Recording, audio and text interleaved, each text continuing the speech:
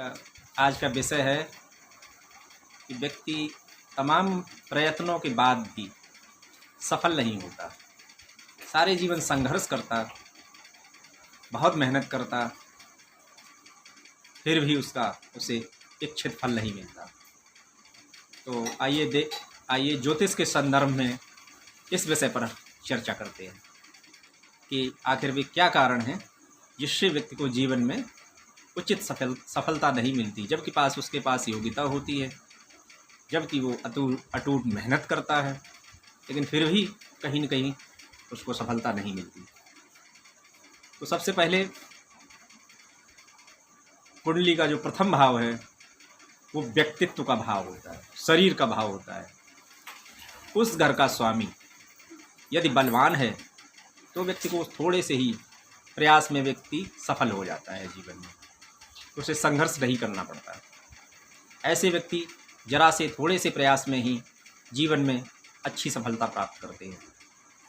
और यदि इसके विपरीत लग्न का स्वामी अर्थात प्रथम भाव का स्वामी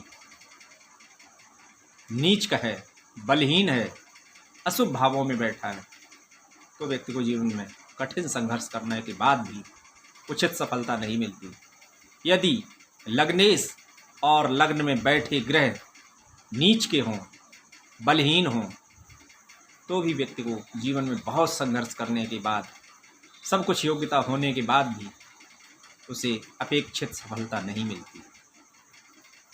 और यहाँ पर अगर भाग्येश उच्च का भी हो, भाग्येश उन्नत भी हो, तो भाग्य तो साथ देना चाहता है, परंतु उसका व्यक्तित्व इतना प्रभावशाली नहीं होता।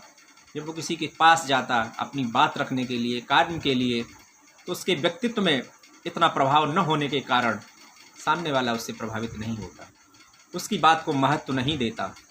पीछे बात करने पर तो वो कह देगा कि आ जाओ, हम ऐसा काम कर देंगे, ऐसा कार्य हो जाएगा आपका, परंतु जैसे ही उसके पास जाता है तो उन ग्रहों के प्रभाव से ही वो व्यक्ति मंद पड़ जाता है, वो उत्साह नहीं दिखाता। यही उन ग्रहों का कारण होता है। ऐसा उसके लग्नेश के कमज़ोर होने के कारण ऐसा होता है।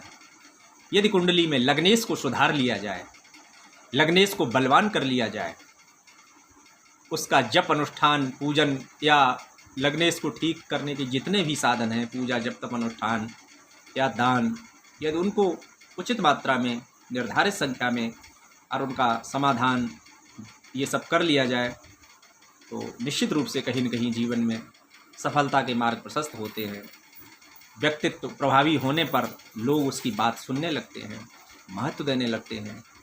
और जब व्यक्तित्व का ग्रह लग्नेश जब मजबूत होता है, अनुकूल होने लगता है, तो व्यक्ति आगे बढ़ने लगता है।